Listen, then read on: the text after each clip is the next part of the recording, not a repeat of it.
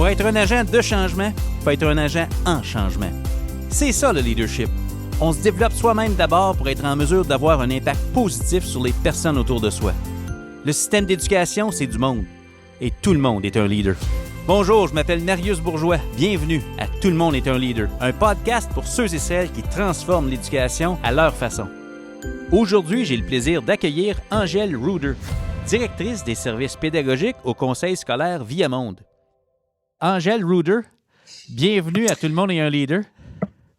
Bonjour Marius, merci beaucoup de m'avoir invité. Je suis vraiment enchantée d'avoir cette invitation. Hey, c'est un plaisir.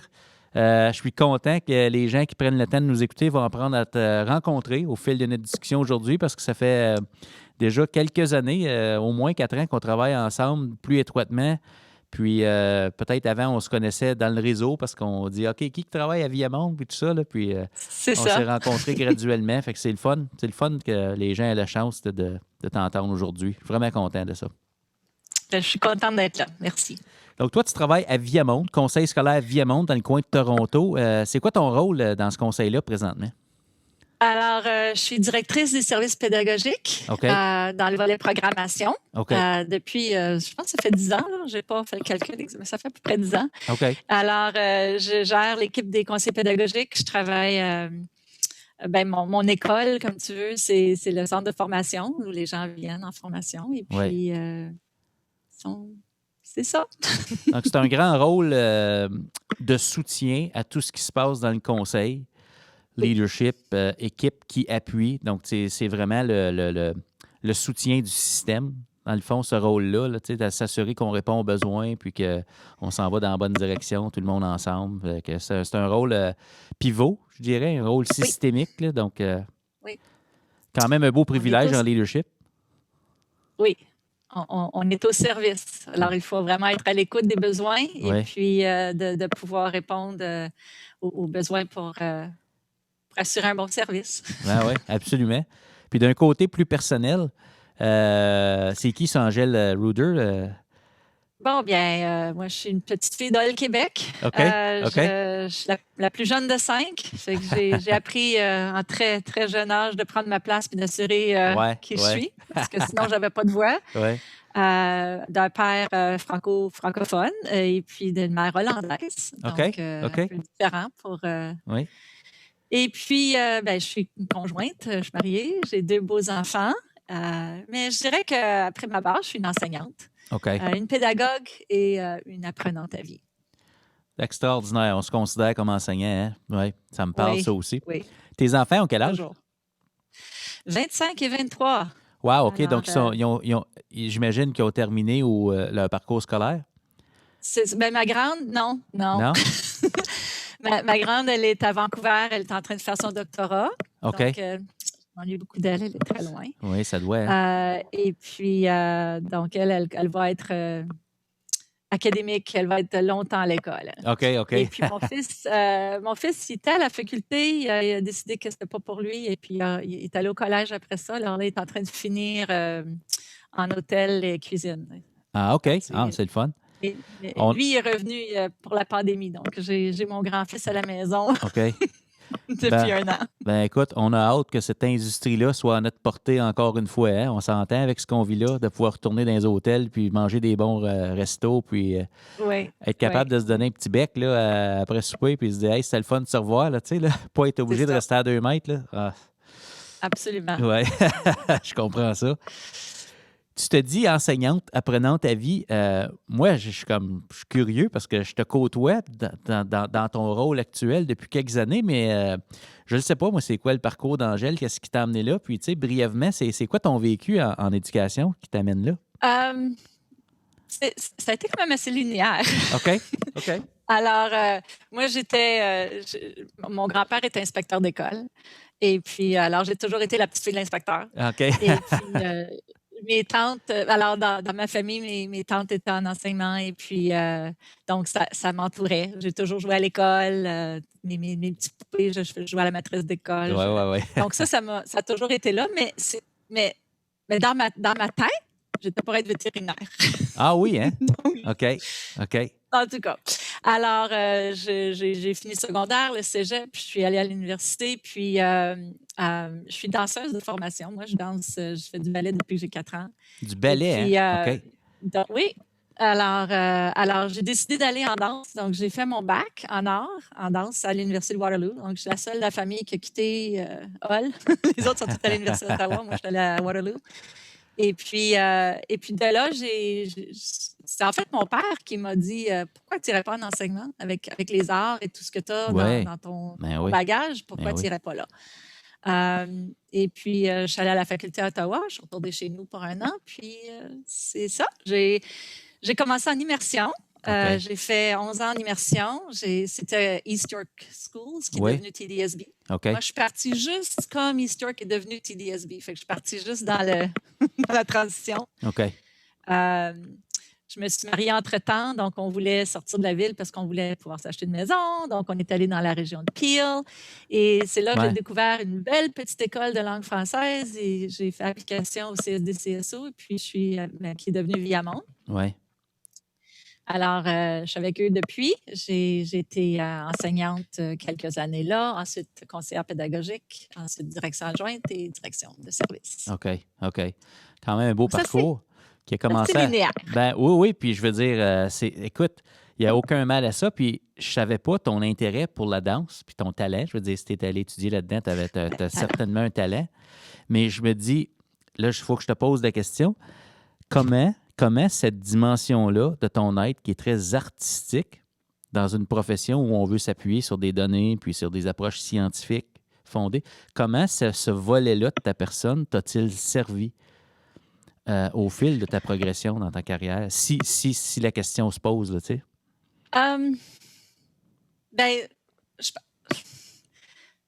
Les arts, c'est de la création. Ouais. C'est de se réinventer, puis c'est de s'exprimer. C'est ça, l'expression de soi. Ça m'a toujours, servi. OK. Je pense que tu dis artiste, je ne suis pas une grande artiste, là, mais j'ai été longtemps sur scène. Ouais. Et se mettre sur scène, entrer en scène et performer, tu deviens très vulnérable et tu te mets devant tout le monde comme ça. Là. Donc, l'enseignement, c'était comme ça. Moi, j'ai jamais eu cette crainte d'avoir l'air un peu ridicule folle, devant mes élèves. Moi, je lisais une histoire, j'anime l'histoire. Moi, j'ai beaucoup enseigné à l'élémentaire avec les tout-petits. Okay. Donc, tu sais, de mettre un drôle de chapeau, puis de changer ma voix, puis de lire des histoires. Tout ça, c'est très naturel. Ça ne m'a jamais gêné de faire ces choses-là devant les élèves. Devant des adultes, c'est un peu différent, là. Mais je pense que ça m'a beaucoup servi. Et puis, tout le côté d'expression, d'être qui on est, de se sentir bien dans son corps, ça m'a servi aussi. OK. Je pense que pour moi, le côté bien-être et de se sentir bien avec moi dans ma classe, mes élèves, là, ça, c'était primordial. Moi, je suis sortie du système catholique avec les bonnes sœurs. Là. Et puis, alors, depuis de la maternelle au secondaire 5, tu avais un petit peu peur. Tu sais, comme tu ne disais pas aux autres, là, mais tu avais un petit peu peur. Là. Tu sais, c'est toujours comme qui va me gronder pour qu'est-ce que j'ai fait. Comme, une fois, je descendais les escaliers, puis on m'a dit que j'étais une gazelle, puis on n'était pas des gazelles. Puis, c'est des petites choses. Je ne voulais pas que mes élèves se sentent mal, que se sentent pas en mesure de s'exprimer, de faire la gazelle, si vous voulez. Oui. Donc, ça, je pense que ça m'a suivi. Puis, j'espère que ça a eu un impact positif sur mes élèves qui se sentaient bien avec moi. Oui, on ne veut pas créer un milieu de vie où on se sent toujours qu'on pourrait être sur le point de faire une erreur ou on pourrait être sur le point de déplaire à quelqu'un qui est autour de nous. Là. Donc, je comprends l'intention. Donc, il n'y a pas juste une façon de faire la chose. Et puis, j'ai toujours voulu que mes élèves se sentent en mesure de le faire de leur façon. Donc, ça, je pense que ça venait de l'expression et des arts et de tout ça. C'est fantastique. Donc, l'idée, c'est de se sentir bien dans sa peau, créer un milieu de vie où, dans le fond, où on peut s'exprimer. dans le fond, avec la danse, pas avoir peur du jugement non plus, puis d'être vulnérable. Puis je me dis, en leadership, je peux pas penser à une année où, collectivement, on a tous été appelés à être vulnérables dans nos rôles, parce que je veux dire, s'il y a une année où on ne savait pas toujours ce qui se passait, c'est bien cette année. Je me dis, je plonge en leadership directement, tu sais, en tant que leader, tu gères une équipe. Comment as-tu été affecté par ça? Puis, tu sais, dans le fond, comment as-tu dû t'adapter dans ta façon de gérer une équipe qui est au service d'eux? C'est ça. Oui, absolument. Donc, si on retourne il y a un an, ouais. On a en très peu de temps eu à mobiliser tous nos enseignants pour l'utilisation de Teams. Alors, la décision était que après la relâche, les enseignants revenaient et tout le monde serait sur Teams, toutes les classes seraient virtuelles et go. On me laisse avec ça. Donc, on a vraiment eu à se réinventer. J'ai jamais assumé d'avoir toutes les réponses, de tout savoir, mais je suis restée positive et j'avais une équipe vraiment du tonnerre. Je suis vraiment choyée d'avoir une équipe si dévouée et si passionnée par la pédagogie. Absolument. On a pris le temps de réfléchir à quelles sont nos possibilités dans le court terme et dans le long terme. On a priorisé qu'est-ce qui serait dans les médias. La première priorité, c'était, oui, la pédagogie est toujours importante, mais la première priorité, c'était le bien-être des enseignants qui se sentent à l'aise avec la technologie et qui se sentent compétents dans ce sens pour qu'ils puissent ensuite mettre leur classe en ligne et faire leur enseignement. Donc, on a eu à vraiment aller chercher les compétences et les expertises de chacun, de créer des équipes et de mettre les gens en action pour préparer des tutoriels, donner... alors là, je pensais à comment est-ce qu'on peut appuyer le plus possible nos enseignants. Fait qu'on a pensé à des heures d'appui en flux direct. Donc, on a créé des vidéos. Ensuite, on a donné quelques jours aux enseignants pour regarder toutes ces vidéos-là sur Teams et comment créer ma classe, comment donner un devoir, comment donner une rétro et tout ça. On leur a donné des petits procéduriers. On a fait des procéduriers sur comment Donc, pratiquer base, entre eux, pratiquer avec un collègue. Je vais t'envoyer un devoir, puis dis-moi si tu l'as reçu, puis essaie de me le renvoyer. Puis, et après ça, on a eu 3 jours des heures de bureau virtuelles. Alors, mon équipe, je leur ai dit, t'es juste dans le bureau. Tu vas dans ton Teams, puis les gens vont venir, puis ils vont te poser des questions, puis on va essayer le plus possible de leur répondre à leurs questions. Alors, vraiment, l'aspect humain, de ne pas oublier qu'on est là pour eux, qu'on est à leur écoute. Et en même temps, on a commencé à préparer plein de formations sur le volet pédagogique de planification et d'évaluation, parce qu'on s'est dit, comment est-ce que les gens vont finir l'année en ligne, parce qu'on avait déjà idée que ça serait plus long que 2 semaines, pour pouvoir évaluer. Puis, alors, il y avait des choses qu'on savait déjà, des fondements, des bienfaits, la triangulation des données, la rétroaction descriptive, tout ce qui est dans le faire croire le succès, c'est très solide et très, très déjà dans notre quotidien. Mais comment faire ça en ligne? Donc là, on avait des plages horaires. On disait, ben là, si les gens sont en enseignement l'après-midi, alors le matin, c'est nos plages horaires pour nos enseignants de l'élémentaire qui pouvaient venir à nos formations. C'était des petites formations de 15 minutes par jour sur 5 jours. Fait que tu morcelais, tu recevais 15 minutes. Et puis... le vendredi, tu finissais, mais c'était plus ta journée pour qu'est-ce que vous avez essayé pendant la semaine, partager les expériences. Donc, vraiment de mettre les enseignants en collaboration, en discours, en partage pour qu'ils puissent vivre de l'expérience, apprendre de l'expérience des autres. Puis, dans l'autre plage horaire, c'était ce qui est technique. Alors, utilisation des applications, on a fait Pear Deck, Flipgrid, Live Worksheets. Alors, mon équipe, là, on était comme un essaim d'abeilles. Le monde trouvait des choses, puis OK, ça serait bien, puis ça s'intègre dans Teams. Puis en même temps, on sondait les gens. Qu'est-ce que vous avez besoin? Parce qu'on est à leur service. Ça ne donne rien si on montre des choses qui ne vont pas leur servir. Alors, je pensais beaucoup à d'amener les choses selon les besoins immédiat, tu sais, le just in time. needs-based. Oui, just in time, needs-based, c'est ça.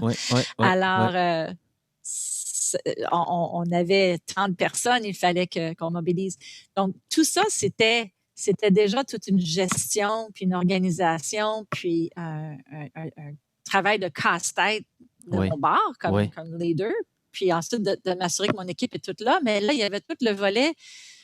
Mais on est en pleine pandémie. Il y a des gens qui sont à la maison avec leurs enfants. Mes conseillers pédagogiques sont appelés à faire des formations, sont stressés parce qu'ils ont un enfant sur leurs genoux. Puis alors, il y avait tout le volet humain aussi que je me préoccupais de leur bien-être puis de m'assurer que j'ai le temps de parler aux gens puis de voir comment est-ce que ça va, qu'est-ce que tu as besoin de moi. Parce que là, on est tous à distance, on est tous chez nous, puis on est tous dans des réalités différentes. Il y en avait qui se souciaient pour payer le loyer, pour acheter la nourriture, parce que peut-être que leur conjoint n'a pas de travail. Alors, nous, on était tous employés puis à l'ouvrage, mais c'est pas la réalité de tout le monde. Non, on retourne au début. La PCU n'est pas sortie tout de suite. Tout de suite, ça a quand même été identifié comme un besoin, s'assurer que les gens puissent faire l'épicerie. Tu nous ramènes vraiment au début de l'aventure, hein, vraiment. Là, mais c'est vrai. C'est ça. Puis, vrai. On vient de loin. Il y avait de la pression, là. Oui. C'était, tu as géré toutes ces émotions-là, mais il faut que tu livres ta marchandise, là. On a besoin de toi. Oui. Et je ne dis pas qu'ils ne voulaient pas, ils étaient très voulants, mais moi, je me souciais qu'ils se brûlent. J'ai une super équipe, mais là, que ça va me donner quoi que ces gens-là tombent en maladie parce qu'ils se sont brûlés? Là, je veux pas. Non. Je veux préserver leur bien-être et leur santé. Oui. Donc, ça me souciait beaucoup au début. Oui. Donc là, je suis très fière de ce qu'on a pu faire. Bien, certain. Puis moi, je veux dire, on a collaboré un peu, fait que j'étais un peu informé de ce que vous étiez en train de faire. Vous êtes quand même un repère important dans ce que les belles choses qui se font en éducation. Tu sais, je regarde toujours ce qui se passe chez vous. Puis ce qu'on voit, dans le fond, si je récapitule au début, c'est vraiment de bâtir la capacité des enseignants parce qu'on ne voulait pas les mettre sur le stage puis leur demander de danser avant qu'ils soient prêts. Hein? C'est ça. Inutilement. Vous avez créé un genre de champ de pratique en disant envoie-moi un devoir, voir si ça marche entre nous avant de dire go, on est prêt pour les élèves. C'est tellement fantastique. C'est tellement rare qu'on a ça en éducation, un champ de pratique. Mm-hmm. Puis c'est quand même le fun parce que la pandémie nous donnait le contexte pour justifier ça. Ça créait le besoin de ça parce que c'était normal de ne pas savoir aussi. Là. Oui. Puis ensuite de ça, vos capsules, pour répondre, vous vous êtes clonés dans le fond. Vous dites, regarde, on ne répétera pas la même capsule 400 fois à 1 pour 1. Là, ça, c'est ce que tout le monde a besoin. Puis ensuite de ça, il y a des heures de bureau. Là, on répond spécifique. C'est vraiment... quel plan de match? Puis ça, c'est-tu tout sur YouTube, ça? C'est-tu juste à l'interne? C'est tout sur YouTube. Oui, non. Nous, tout ce qu'on a produit qui serait consommable pour tout le monde, on l'a mis sur YouTube pour que tout le monde puisse en bénéficier. On s'est dit, on est tous dans le même bateau, pourquoi est-ce qu'on ne s'entraiderait pas? Il y a certaines ressources qui sont plus personnelles à notre conseil qu'on a mis sur notre EAV. Ça, c'est peut-être moins, là, mais c'était moins des choses que la population at large. Là, non, c'est ça, ça ne s'applique pas, oui, c'est ça. Ben écoute, on va mettre le lien. On va mettre le lien de votre chaîne YouTube dans la description de l'épisode pour les gens qui seraient curieux d'aller voir ça a l'air de quoi ces capsules-là. Puis vous n'avez pas juste des capsules, il y a des émissions aussi. Là, votre équipe, là, tu te dis, ils sont flyés. Là. Veux-tu nous parler de ça, cette dimension-là de, dans le fond, animation pédagogique, innovation et tout ça que vous faites avec ça? Là, c'est ça. Alors, puis je dis moi, mais c'est pas moi, là. C'est mon équipe quand même. Juste l'idée de pratiquer, là, on était tellement dans ce bain de comment se réinventer que les gens me venaient et disaient « Alors, je pense que… » Puis ou bien j'ai fait ce procédé. Oui. Donc, vraiment, c'était un beau travail d'équipe. Puis c'était loin d'être juste mes idées. Là. Mais on cherchait à communiquer. Comment est-ce qu'on peut bien communiquer? Puis même pré-pandémie, ça nous interpellait beaucoup de comment rendre les bons messages aux bonnes personnes dans le temps qu'on a besoin de le rendre, ce message-là. Parce que des fois, ça arrive trop tard. Oui. Le temps que, tu sais, si tu l'envoies à une personne qui doit le donner à l'autre, qui doit le donner à l'autre, des fois, c'est trop tard. Oui. Ou ça aurait pu être mieux. Donc, on a pensé avec les capsules. Alors, on a fait les capsules sur la chaîne YouTube. Les gens pouvaient facilement aller chercher ces liens-là. Les liens étaient accessibles à la page d'accueil du AV. Il n'y avait même pas besoin d'aller sur YouTube. Le lien était là, c'était facile. Un clic. Mais on a dit, en plus, on a un courriel d'aide qu'on avait mis en place qui avait un peu de trafic, commençait un tout petit peu à être populaire, mais pas vraiment. Là, avant la pandémie, les gens commençaient à écrire peut-être 3-4 questions par semaine. Là, le courriel d'aide, là, c'était... on était rendu à peut-être 50-60 questions par jour. Puis là, il fallait comme vraiment travailler à s'assurer qu'on ait ces suivis-là dans un temps rapide aussi.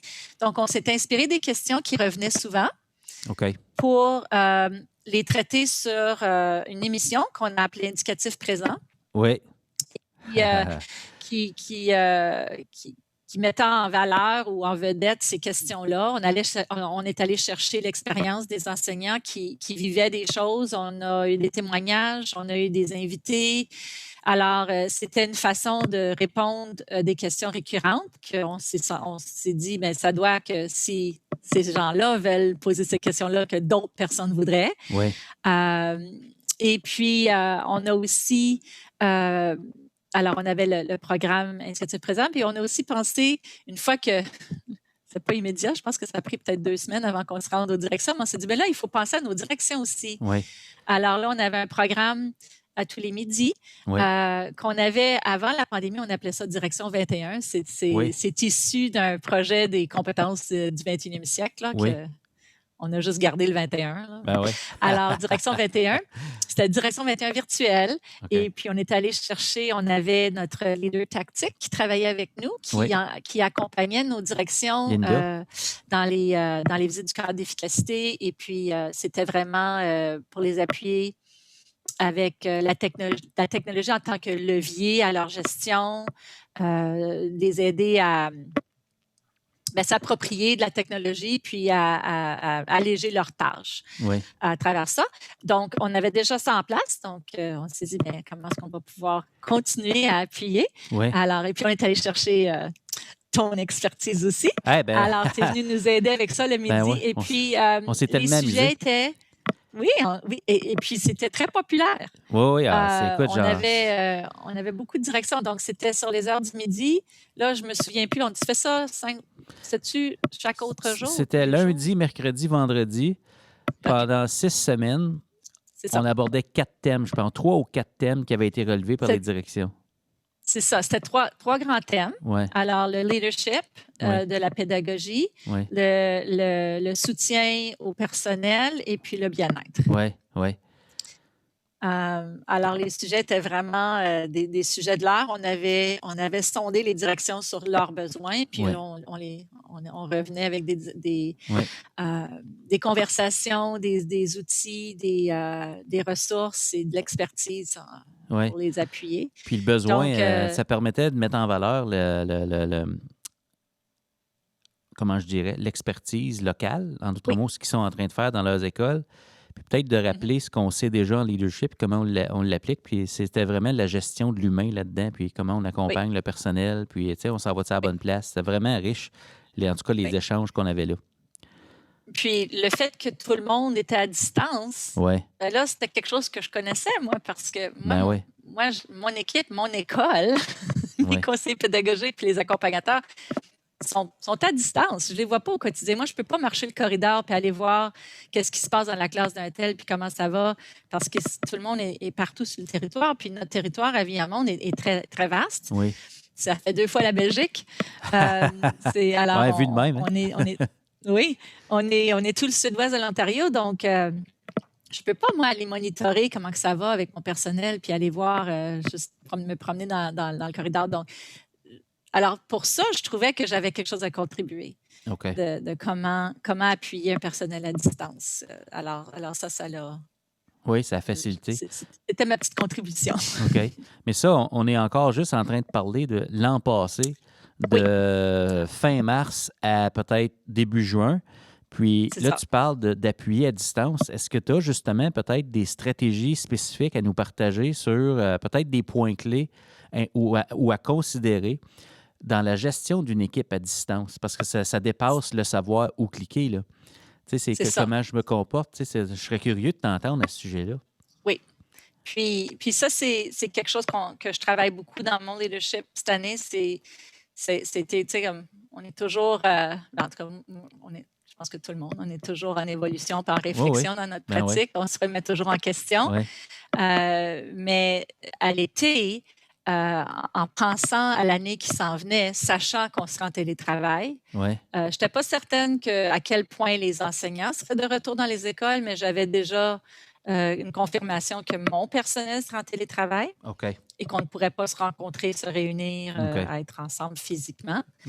Donc, j'ai pensé beaucoup à me ressourcer sur des textes de résilience, comment bâtir la résilience, et puis les émotions, le sentiment d'être seul et comment est-ce que ça peut nuire non seulement ta performance au travail, mais ça peut nuire ta santé.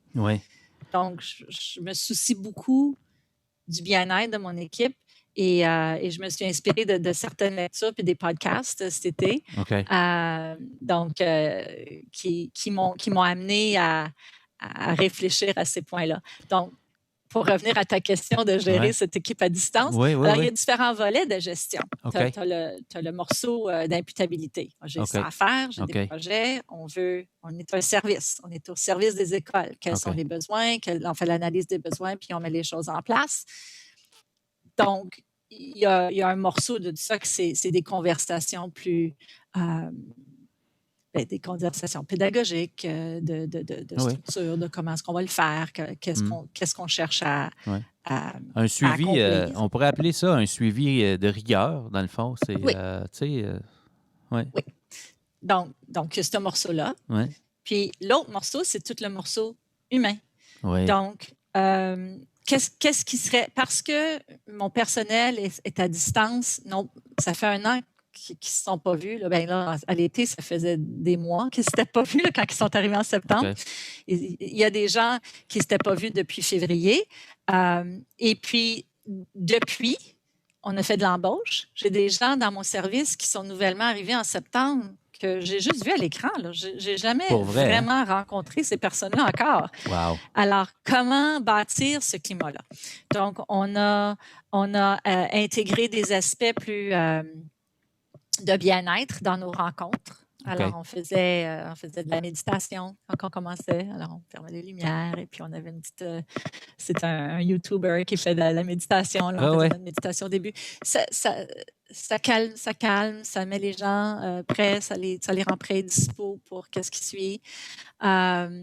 Et puis, j'ai essayé aussi de faire, avec mon équipe, de placer les gens là où l'expertise de chacun pouvait vraiment contribuer à la réussite et que le groupe pourrait évoluer ensemble et rester quand même assez constant pour qu'ils aient ce contact humain quotidien, même si c'est à l'écran, mais qui se suivent dans des projets. Donc, j'ai fait des groupes de travail parce qu'on est quand même 33, là, c'est beaucoup de monde. Puis, tu peux pas à chaque jour travailler avec quelqu'un de différent puis te sentir bien là-dedans. Tu vas apprendre à connaître tes collègues, tu vas apprendre à évoluer avec eux, à savoir quelles sont les forces de chacun pour pouvoir donner le meilleur de soi-même et le meilleur de l'équipe. Donc, ça, je pense que ça a été une bonne chose. Aussi, de leur donner des occasions de se parler. Alors, quand on faisait nos rencontres, on essayait d'avoir des rencontres où il y avait des moments où on peut juste se parler ensemble. C'est difficile à l'écran. C'est pas comme dans un salon du personnel où deux personnes dans le coin travaillent, se parlent ensemble, 3 personnes se parlent là. Quand tu es à l'écran, il y a le tour de parole. Quand tu dis quelque chose, tout le monde t'entend. Tu peux pas... Donc, je voulais créer ces espaces plus intimes pour que les gens puissent avoir du temps ensemble et puis aussi des moments où on est tous ensemble, où on puisse aussi se parler et s'amuser. Alors, on a joué des jeux en ligne, on a fait des des petites activités plus ludiques. Okay. On a joué un jeu sur... on est tellement à l'écran, est-ce que tu reconnais la voix? Donc, Okay. on avait j'ai demandé à tout le monde de nous envoyer des petites captures de leur voix qui disaient juste « Bonjour Okay. ». Et puis là, il fallait deviner c'était qui. Pour vrai, hein? OK. C'est bon. Pour mettre le plaisir dans qu'est-ce qu'on fait et ne pas oublier que il faut prendre le temps de respirer puis d'avoir du plaisir puis d'être ensemble puis d'être content d'être ensemble. Que quelqu'un prenne le temps de se dire « Hey, on peut-tu avoir du plaisir? » Pas juste être efficace. Oui. Ralentir la machine puis dire « Hey, on s'amuse, on est ensemble. » Comme on ferait en vrai, là, on s'entend, là? C'est ça. En vrai, on le ferait. Fait que dans le virtuel, ça se passe aussi. Je trouve ça fantastique. C'est ça, parce que en vrai, je dirais toujours aux gens, arriver un peu plus tôt, puis j'aimais beaucoup leur faire du pain aux bananes et des petites choses. Puis on avait du plaisir, on faisait des petits jeux. Ouais. Alors, j'ai essayé de continuer ça. Okay. Puis j'ai fait appel à l'équipe, à leur expertise aussi, parce qu'il y en a qui sont vraiment bons avec des différentes applications de jeux. Donc, on a quand même fait notre fête à Noël. On a fait une salle d'évasion. On a fait des... Alors, on a pris du plaisir à être ensemble, malgré le virtuel. Amener de l'informel dans le formel. Parce que dans le fond, tu sais, je dis parfois, il n'y a pas de corridor dans l'école virtuelle. Fait qu'il n'y a pas la machine à café virtuelle qui est comme, on est en pause, puis là, on ne parle pas business. Faut amener ce volet-là dans le formel, en ligne, tu sais, dans le temps de rencontre, parce que c'est tellement important, comme tu dis, là, de faire de la place pour ça. Puis c'est un besoin. On est privé de notre monde en dehors du travail aussi, là. Fait que, tu sais, ça nous manque tous, là. Donc, et puis de s'assurer de prendre le temps de dire comment est-ce que ça va, toi? Oui. Qu'est-ce que je peux faire pour toi? La question de l'année. Oui. Et puis, différentes personnes seront plus à l'aise de dire ces choses-là à différentes, Alors, moi, j'ai le privilège d'avoir 2 adjoints. Donc, on s'est un petit peu dit, on a chacun nos portfolios. Donc, ils ont plus un contact régulier avec différents membres du personnel. Donc, on s'assurait entre nous que tout le monde de l'équipe ait un contact régulier avec au moins une personne de nous 3 parce que sont nombreux, puis on veut pas... Même juste parce que tu travailles bien, puis tu fais tes choses, ça ne veut pas dire qu'on ne pense pas à toi. Là, on veut être là pour toi. Donc, ça, c'est important. Et puis, donc, de prendre le temps de juste faire un petit appel, dire comment ça va. Oui.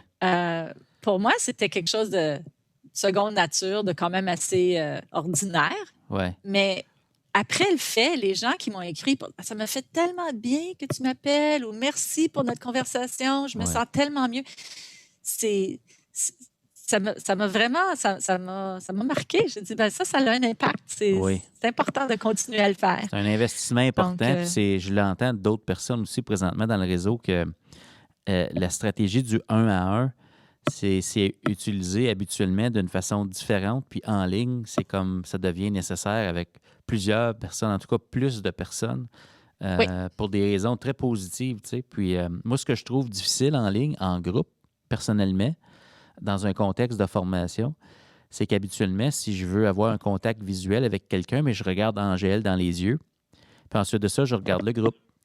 Mais présentement, si je veux regarder Angèle dans les yeux, bien, il faut que je brise le contact direct avec la caméra, puis je te regarde dans l'écran. Donc, quand je veux regarder quelqu'un directement dans les yeux, il faut que je brise le contact visuel avec lui, puis le regarder dans le zoom.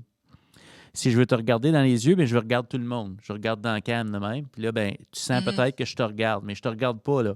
Mais je veux te donner l'impression que je te regarde. Parce que si je te regarde, tu es là, tu sais. Fait que ça fait... ça me manque. Parce qu'on se nourrit, je trouve, en personne. Puis il y a comme un... les repères changent, en tout cas, quand on est en ligne, tu sais. Parce qu'on a besoin du contact visuel, puis on le recherche. Fait que moi, je veux pas regarder la caméra, je veux regarder les personnes. Mais je suis conscient que eux, pour qu'ils sentent que je les regarde, il faut que je regarde la caméra. Tu sais. Puis c'est pas naturel. Puis, c'est ça. Puis tu as l'énergie humaine aussi. Oui. Je trouve que quand tu es en présence réelle, tu sens une énergie quand tu es en contact avec les gens. Tu sens que ils sont là, ils t'écoutent pas, sont distraits. Mais tu sens une énergie. À l'écran, il n'y a pas de feedback à ce niveau-là. C'est juste visuel. OK. Donc, peut-être que tu me regardes, mais j'ai aucune idée comment tu te sens. Comme il faut vraiment aller chercher ça. Ça prend presque des emojis, là, tu sais, là, puis s'envoyer ça. Fais-moi un sourire, là. C'est ça. Tu peux se par en haut. Oui. Fait que là, vous êtes rendu où, dans le fond? Tu parles de ton leadership, un peu ce que vous avez mis en place pour soutenir l'importance de l'humain. Il y a encore l'imputabilité parce qu'on a encore un travail à faire. Ça fait partie de notre rôle. Là. Comme en classe, on va demander aux élèves, apprends-tu? À un moment donné, on veut qu'ils se sentent bien, on veut que tout le monde ait les outils, la connexion Internet, mais à un moment donné, on veut que, OK, as-tu appris? Puis on est rendu où? C'est comme l'imputabilité, c'est partout. Là. On est là pour ça. Mais vous êtes rendu où, dans le fond? Sur quoi vous travaillez comme équipe d'appui par rapport aux besoins là, qui évoluent là, depuis le début là, à Viamonde? C'est sur quoi êtes-vous en train de travailler pour appuyer votre monde? Là? C'est ça. Alors, on a mobilisé toute l'équipe avec tous les nouveaux enseignants. OK. Dans un premier temps. Alors, le mentorat du programme d'insertion du nouveau personnel enseignant, le PIPNPE, la première chose qu'on s'est dit, c'est qu'il faut s'occuper de ces gens-là. Ils sont arrivés en pleine pandémie. Ils n'ont pas connu autre chose. Faut prendre soin d'eux. Puis, on va apprendre d'eux parce que sont nouveaux là-dedans. Puis, on est tous sur le même... on commence à zéro, là. Ah oui. Donc, alors, on a mobilisé l'équipe à appuyer au niveau pédagogique, gestion de classe, beaucoup l'engagement des élèves. Ça a été un grand un accent sur beaucoup. Ce qu'on a fait, c'est parce qu'on a des élèves en présentiel avec distanciation. On a des élèves en présentiel avec des classes où l'enseignant a des élèves en présentiel et des élèves en virtuel, donc en bimodal. Donc, comment est-ce que tu gères une classe quand tu as la masse ici, mais tu as quelqu'un en ligne? On a des classes hybrides où l'enseignant voit les élèves 2 jours semaine, une semaine, les voit 3 jours semaine, l'autre semaine, et la moitié de la classe fait l'inverse. Donc, on a anticipé les besoins. On a dû anticiper les besoins parce que c'était inconnu. Puis une fois que l'année a commencé, on suivait beaucoup notre courriel d'aide et nos ordres d'appui et on était à l'écoute de ce que les gens nous demandaient et qu'est-ce qu'ils avaient comme besoin comme appui. Donc ça. Et puis, tous nos accompagnateurs qui ont accompagné le personnel nouveau, là, nos PIPNPE, on était à l'écoute de tout ça. Donc ça l'a beaucoup nourri. C'est un petit peu comme notre évaluation au service de l'apprentissage. Ça a nourri nos actions. OK, on a besoin de ça. Ah, il y a quelqu'un qui a un problème avec Teams, un tutoriel. On fait le tutoriel, on prépare. Donc vraiment, on a travaillé en réaction beaucoup et en mode production de livrables. Ça, c'est très différent pour nous parce que c'est vraiment le travail au service pédagogique, c'est un travail de contact humain. C'est un travail organique d'accompagner et de cheminer avec la personne. Mais c'est tellement différent dans ce contexte nouveau. Ça l'est. Qu'on a dû se mettre beaucoup en réaction de « OK, il y a un feu, il faut l'éteindre. » On anticipe un feu, il faut agir avant qu'il... C'est le contexte. Il faut accueillir ça. C'est le contexte. On ne peut pas faire autrement. Puis je veux dire, c'est pas la faute de personne. Donc, on a beaucoup de gens en arrière-scène. En fait, on est tous en arrière-scène. Des gens en arrière-scène qui s'occupent vraiment d'assurer la fluidité des choses pour l'enseignant. On a des gens qui travaillent plus le côté humain, gestion de classe, le quotidien de comment planifier, comment évaluer, tout ça. On a aussi commencé à expérimenter avec des caméras en classe pour pouvoir faire de l'observation, pour faire du co-enseignement. Donc, on a acheté des caméras à l'été qu'on a commencé à utiliser. En fait, aujourd'hui, je parlais à un de mes collègues qui était dans une classe puis il dit « C'est super, on est dans la classe! » Parce que c'est une ouverture nouvelle. Au début, au tout début de l'année, les enseignants, ils étaient moins à l'aise qu'on vienne dans leur classe. Mais c'était comme on le fait maintenant. La personne laissait son laptop ouvert, puis là, on essayait de suivre un peu ce qui se passe dans la classe pour pouvoir donner un appui, pour pouvoir donner une rétro. Mais là, avec la caméra, tu vois vraiment, c'est comme si tu es dans la classe. OK.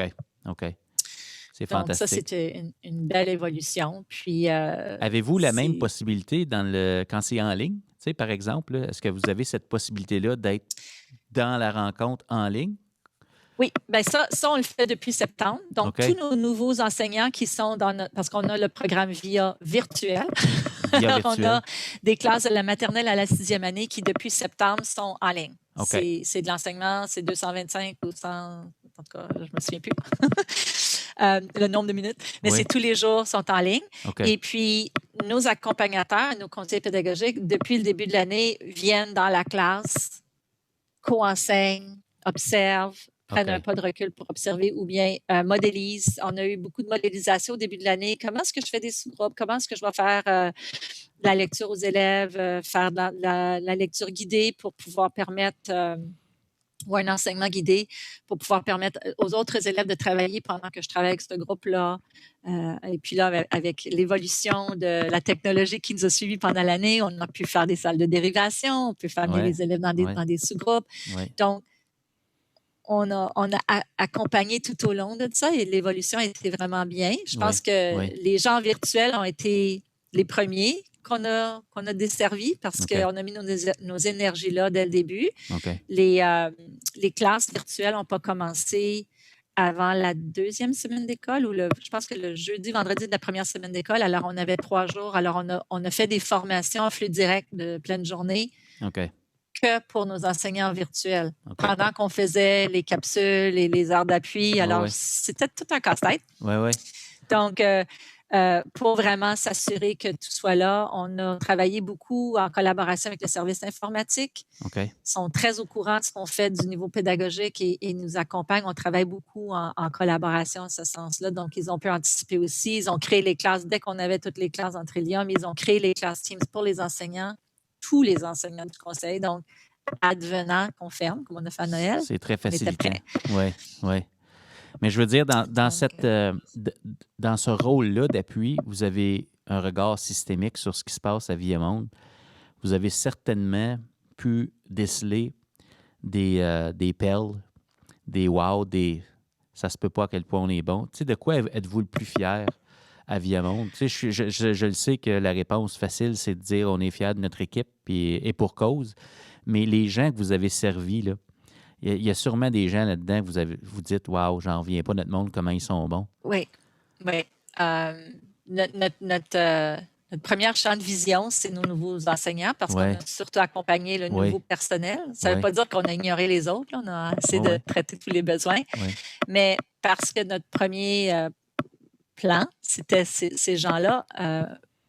Les wow, c'est vraiment la résilience qu'on a vue dans ces gens-là, l'ouverture, la prise de risque, la mentalité de croissance. C'est vraiment beau.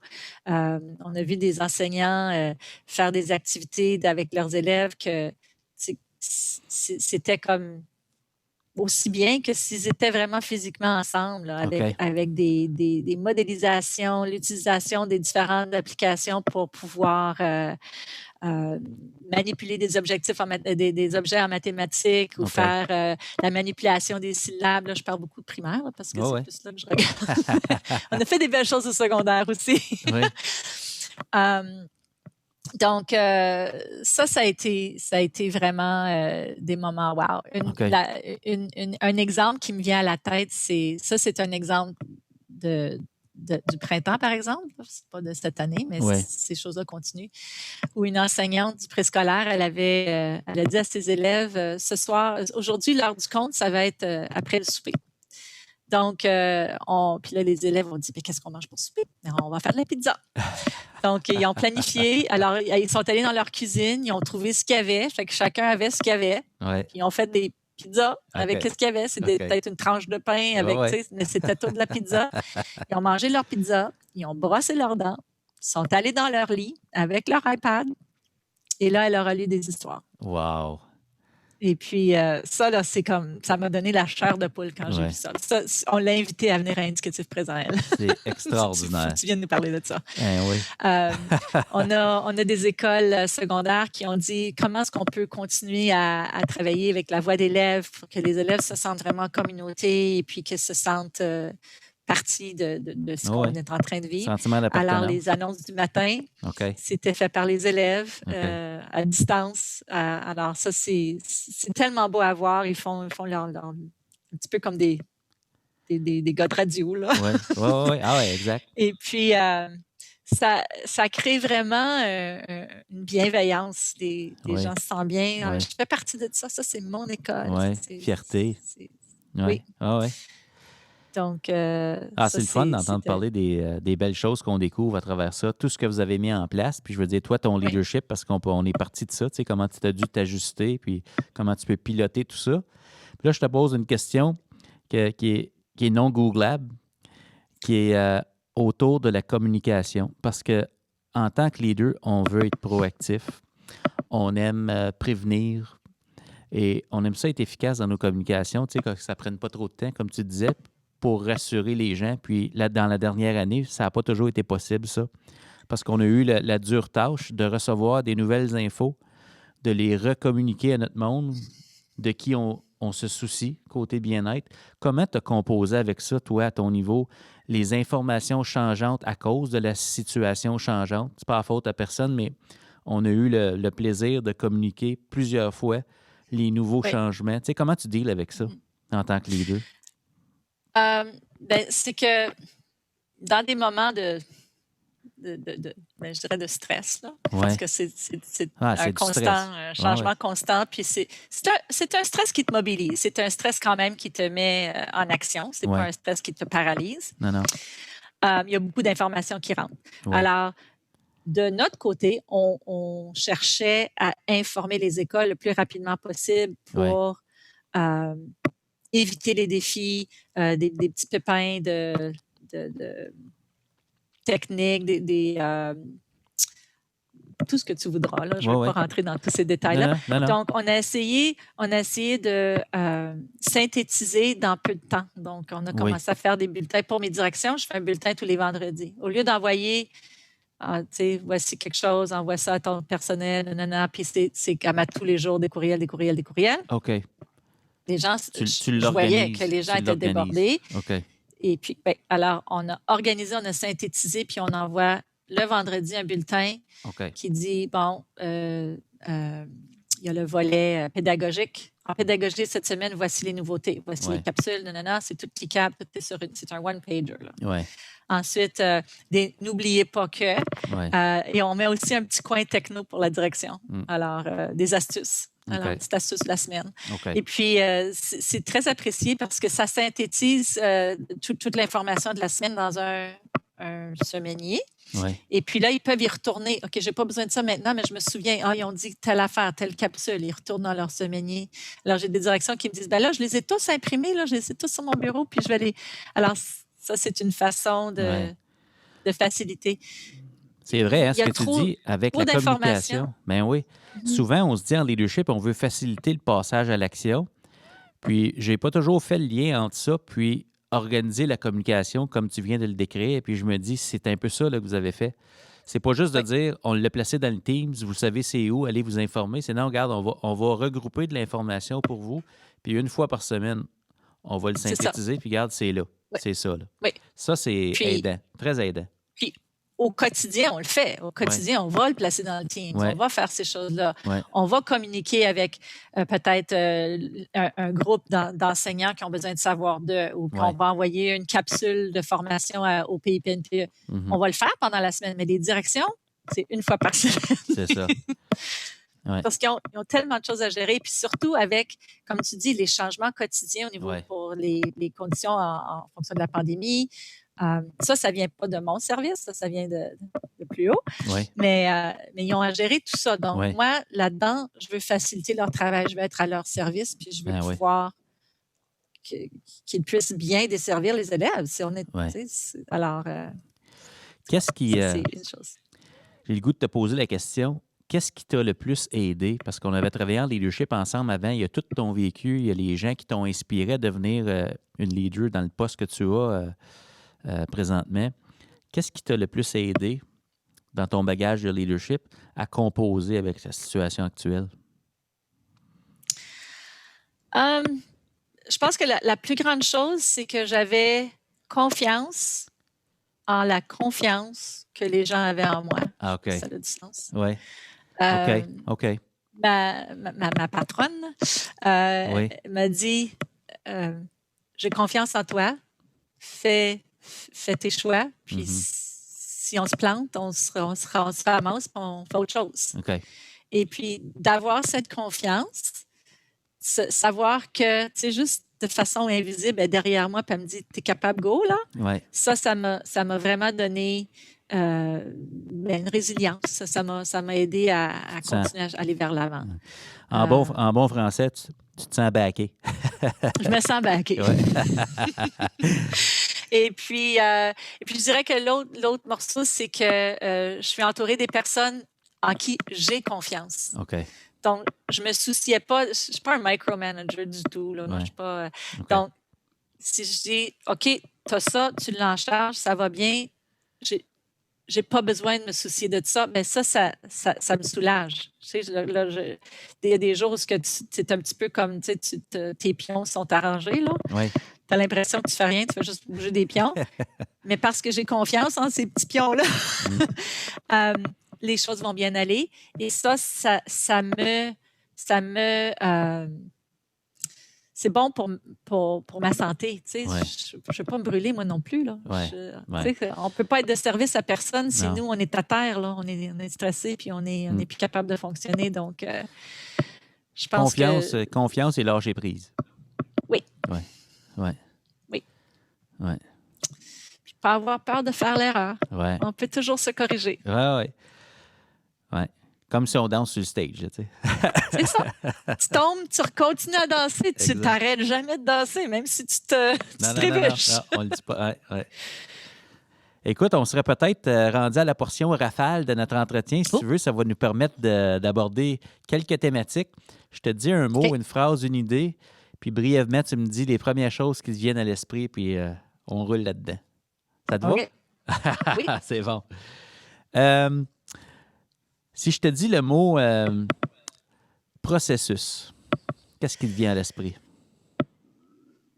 Stratégie, recherche. OK. Puis plusieurs chemins sont possibles. OK, oui. Tu nous as parlé de résilience puis de podcasts cet été, desquels tu t'es inspiré. Y a-tu un petit bijou là-dedans que tu veux nous parler? Oui. Moi, j'aime beaucoup Brené Brown. Oui. Elle est... tu connais? Oui. Son podcast? Oui. Alors j'ai lu... elle, je l'écoute beaucoup, là, mais j'ai lu son Dare to Lead. Oui. Alors, tu sais, de prendre le courage. Ça parle de parler du cœur, de ne pas avoir peur de parler du cœur et d'être qui on est. Oui. Et puis, avec elle, j'ai découvert Mark Brackett, qui est je pense que c'est un professeur.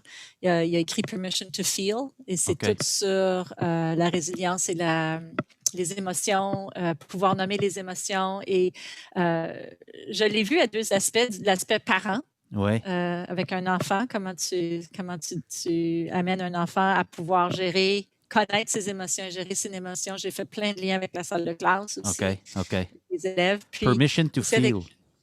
Oui. Wow. Bijou. Oui, j'aime le titre juste là, ça donne le goût d'aller le lire.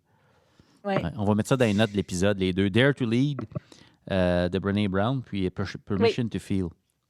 De Mark Brackett, oui. Mark Brackett. Oui, ça, c'est... OK.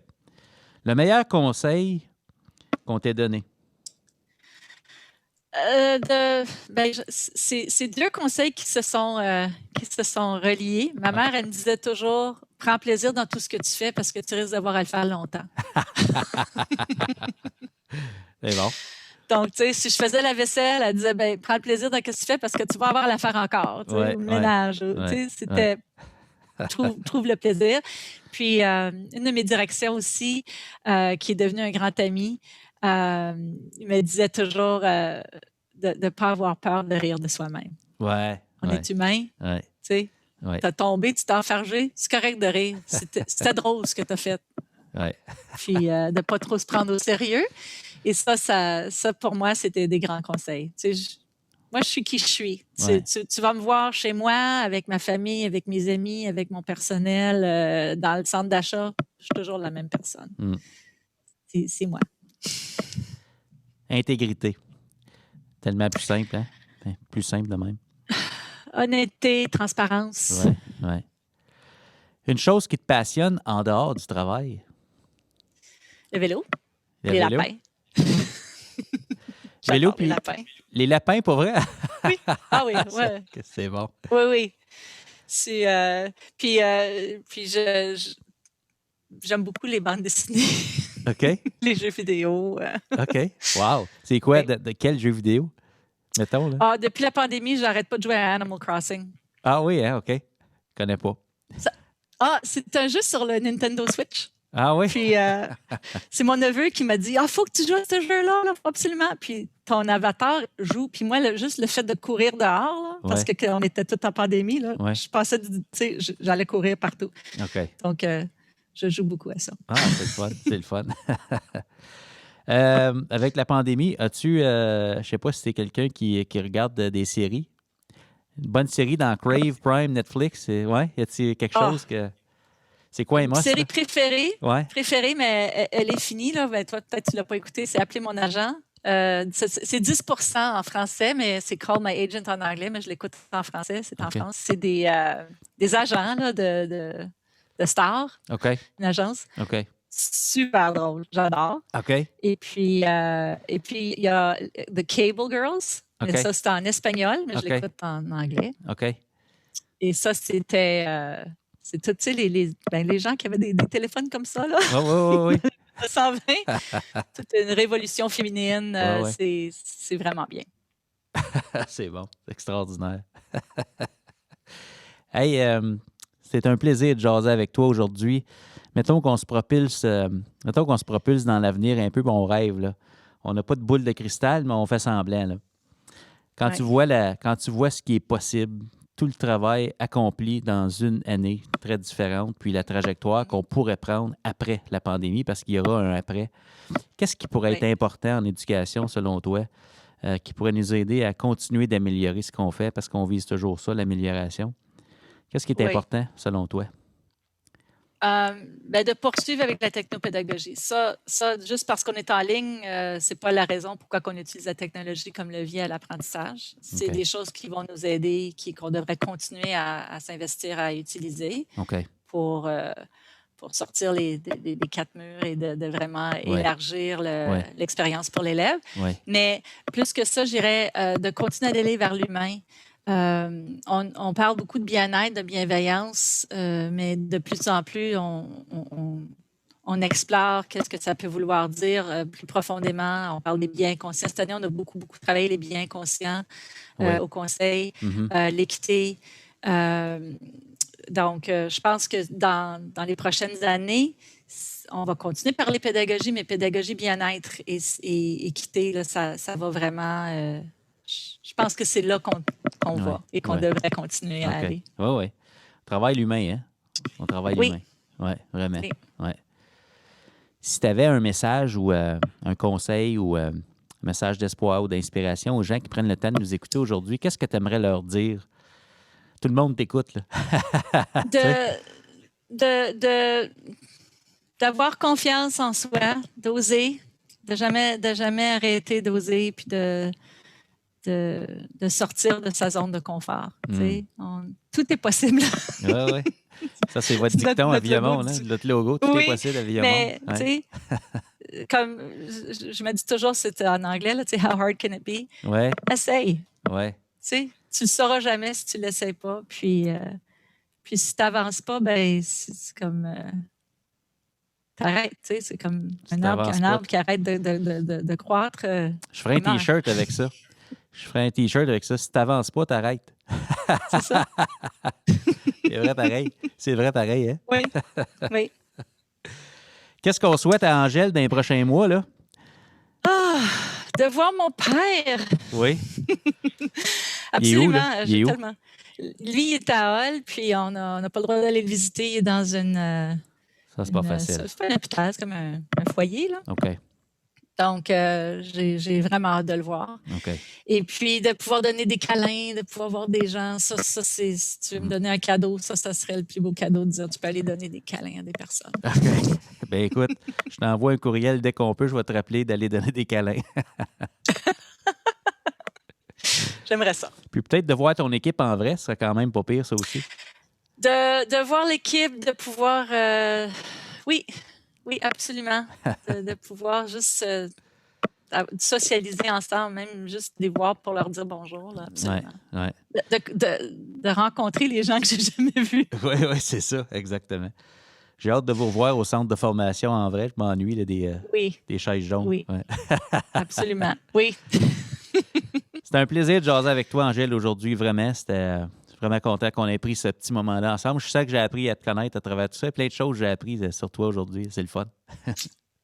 Ben, j'espère que c'était d'intérêt. Ben oui, certain. C'était Angèle. Merci beaucoup de m'avoir invité. Ben écoute, c'est un plaisir. C'était Angèle Ruder. À tout le monde, il y a un leader. Le changement en éducation, c'est une occasion d'accomplir ensemble des choses extraordinaires.